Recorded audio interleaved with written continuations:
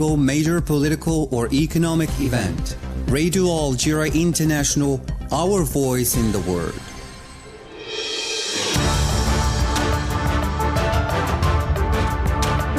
This is the English service of Radio Algeria International. It's time for the news. President of the Republic Abdelmadjid Tebboune has congratulated Ambassador Marie-Antoinette Rose-Quatre on the occasion of her appointment as the new Executive Director of the Continental Secretariat of the African Mechanism for African Development. And Algeria has called on the international community to maintain support for Libya's sovereignty and the integrity of its territory, reiterating its unwavering commitment to all efforts aimed at establishing peace, stability and reconciliation in Libya. And according to the Palestinian Civil Defense, 70,000 Palestinians in the north of the Gaza Strip risk dying of hunger and thirst if they survive the intense attacks carried out by the Zionist occupation. And those were the major developments. Now the full news edition. Good afternoon. The President of the Republic, Mr. Abdelmadjid Tebboune, has congratulated Ambassador Marie-Antoinette Rose-Quatre on the occasion of her appointment as the new Executive Director of the Continental Secretariat of the African Mechanism for African Development. This came in line with President Tebboune's capacity as President of the Forum of States and Government of the African Peer Review Mechanism. He said that today's event is an opportunity to bring Africans together to uphold the values of good governance and transparency across the African continent. He said he believed that under the leadership of Ms. Marie-Antoinette, the mechanism will continue to flourish and make positive impact on the lives of the people of the continent. Finally, he expressed the full support of all heads of state and government to the Continental Secretariat of the African Mechanism for Development. You're still listening to Radio Algeria International, and the Minister of Foreign Affairs, National Community Abroad and African Affairs, Ahmed Attaf, has received a telephone call from his counterpart of Iran, Mr. Abbas Araghchi. A communique issued by the ministry indicated that the talks covered issues relating to Algerian-Iranian relations and other important issues of common interest, notably those on the agenda of the Board of Governors of the International Atomic Energy Agency and the General Assembly of the United Nations.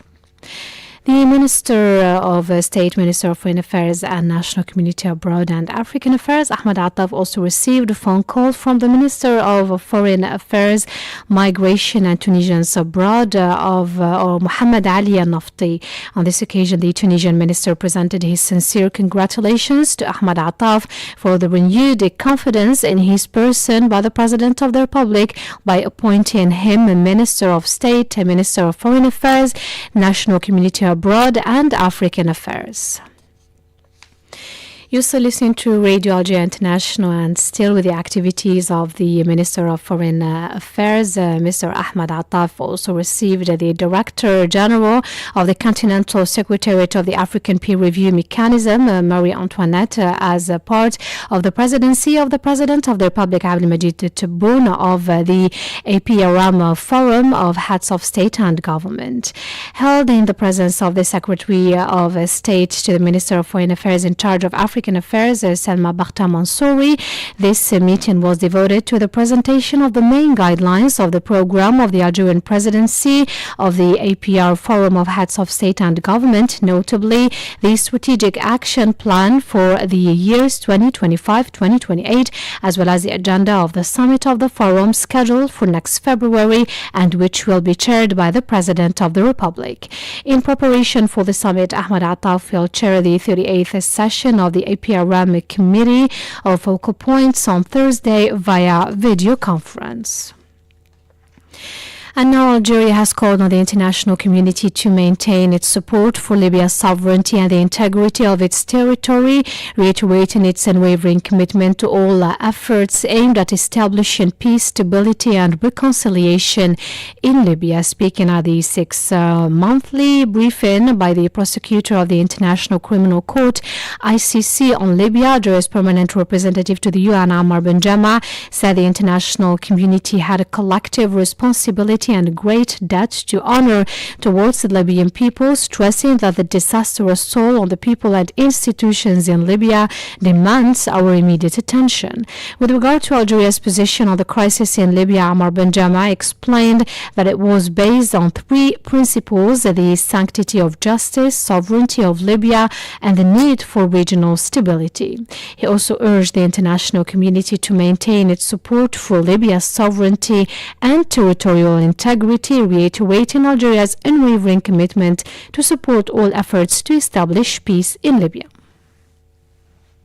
The international community bears collective responsibilities and has huge debt toward the Libyan people. The devastating toll on the Libyan people and institutions demand both our immediate attention and sustained engagement. And Algeria calls on the international community to maintain its support for Libya's sovereignty, territorial integrity, while it is pursued in a manner that contributes rather than detract from this essential objective. Mr. Benjama stressed the need for the ICC to comply strictly with the principle of complementarity so as to preserve its independence and impartiality while respecting Libya's judicial sovereignty, stating that the ICC must complement the work of the Libyan judicial authorities and not to be an alternative. Meanwhile, Mr. Ammar Benjama called on the ICC to fully carry out its duties by issuing arrest warrants against the Israeli war criminals in the Middle East and Palestine. He added that the continuing atrocities and large-scale suffering in Palestine, notably in the Gaza Strip and in the region as a whole, require at the very least immediate and comprehensive interventions, affirming that any determination on the part of the ICC to address these violations will be a true testament of its credibility.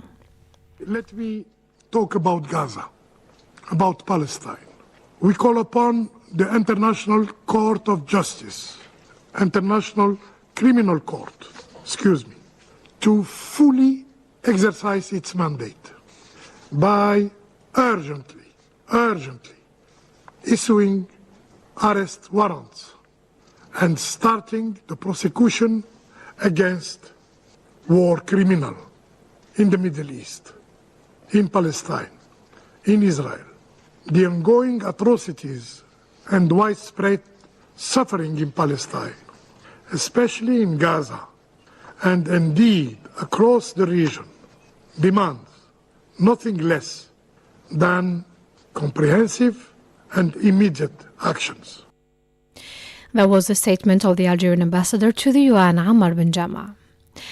And 70,000 civilians in the north of the Gaza Strip risk dying of hunger and thirst if they survive the intense attacks carried out by the Zionist occupation as part of an intensified siege that has lasted for more than a month. The United Nations Office for the Coordination of Humanitarian Affairs, OCHA, said that more than 65,000 Palestinians are suffering from inhuman conditions in the north of the Gaza Strip as a result of continuous bombardments and restrictions on basic necessities. The World Health Organization, WHO, has also announced the failure of its 3 attempts to deploy an international medical team to the Kamal Adwan and Al Auda hospitals in northern Gaza after the occupation refused their entry. The WHO plans to send further missions in the coming days to deliver vital medical supplies and transport 10,000 liters of fuel. The French branch of the non-governmental organization Oxfam has reiterated its call for an immediate and permanent ceasefire in Gaza, urging the EU to suspend its association agreement with the Zionist entity due to its human rights violations. Said Bougazi has the details. The European Union and its member states must step up their efforts to demand a ceasefire, suspend the association agreement with the Zionist entity, and ensure that humanitarian aid is not blocked or destroyed, pleaded Agnès Bertrand-Sanz, a humanitarian expert at Oxfam. In a statement published on the organization's website, this expert said that European countries cannot continue to fuel this destruction in Gaza and Lebanon, demanding the suspension of arms sales to the Zionist entity. According to Agnès Bertrand-Sanz, the discussions that took place on Monday behind closed doors on the occasion of the meeting of foreign affairs ministers in Brussels have an impact on real people confronted with the unimaginable. Yet Europe's response is often lethargic, she lamented, underlining that this lethargy was recently illustrated by the lack of reaction to the Zionist entity's ban on UNRWA, the UN Agency for Palestinian Refugees. On Monday, the outgoing EU High Representative for Foreign Affairs, Josep Borrell, presented a proposal to formally suspend political dialogue with the Zionist entity because of human rights violations in Gaza. Oxfam also called on the EU to ensure that humanitarian aid can reach Gaza in complete safety by putting an end to the restrictions imposed by the Zionist entity. In this respect, the NGO pointed out that the humanitarian situation in northern Gaza is catastrophic and that access to deliver aid is impossible. You still listen to Radio Algeria International. The Israeli occupation forces have arrested at least 15 Palestinians in various governorates of the occupied West Bank. According to a joint statement issued by the Commission for Prisoners' Affairs and the Palestinian Prisoners Club, a woman from Jenin was among those arrested in connection with the incursions by the occupying forces into the West Bank city and its camps, noting that some of the arrests and ongoing investigations into dozens of Palestinians could not be confirmed. The Zionist occupation forces are continuing their onslaught on the city of Jenin and its camp for the second day in a row, and local sources reported that the occupation forces detained several Palestinians from the city and its camp at dawn today. Majid Mira has the details.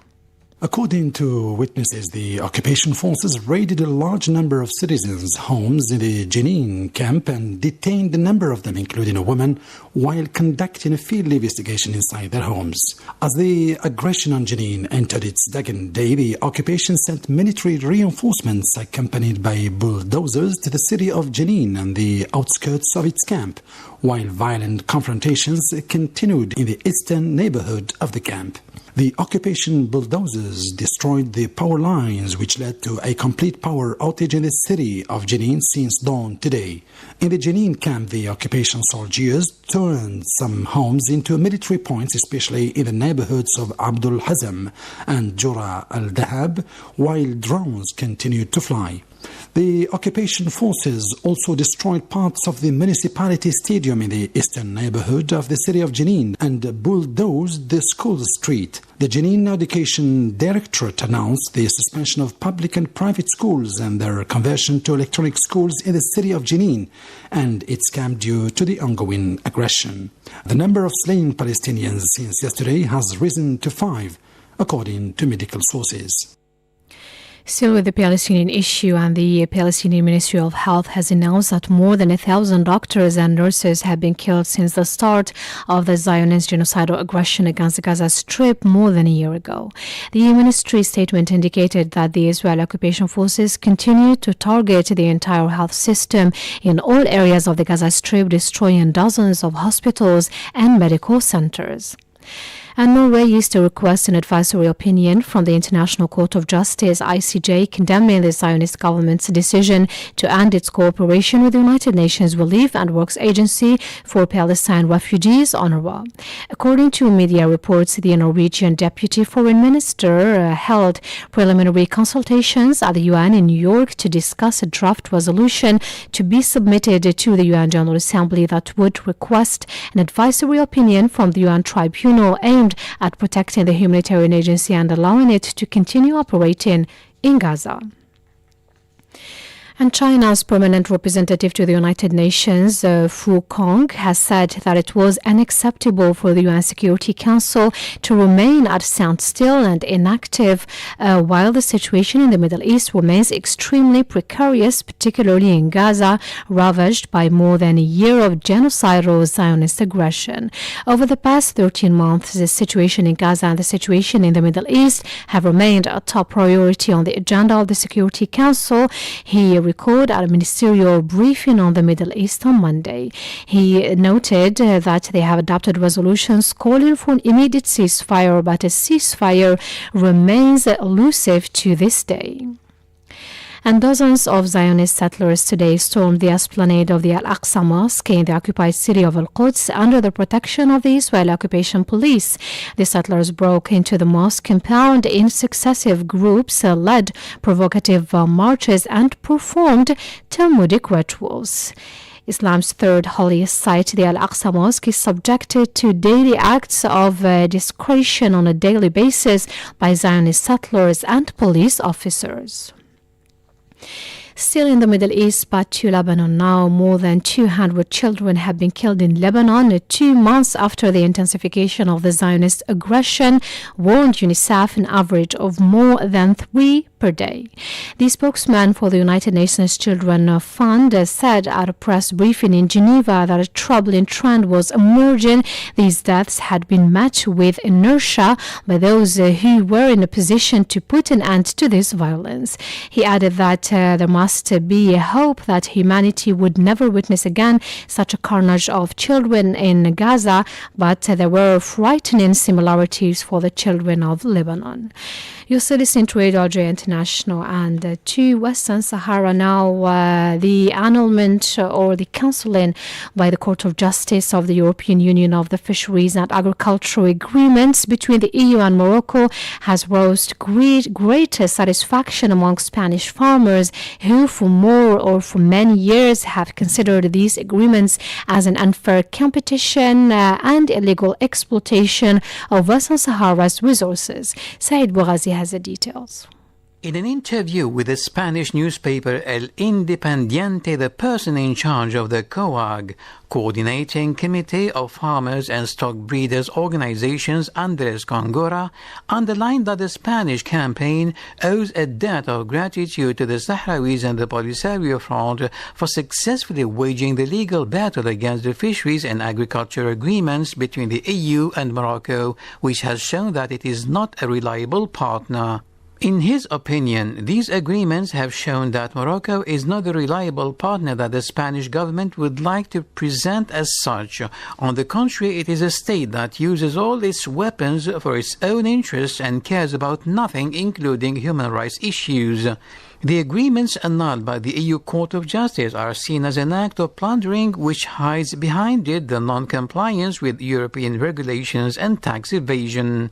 The rulings of the Court of Justice of the European Union last October definitively annulled the agreements signed between the EU and the Makhzen, considering that they were signed without the consent of the Sahrawi people and that they represent an illegal exploitation of the natural resources of Western Sahara, occupied by Morocco since 1976, and the last African territory whose post-colonial status has not been settled.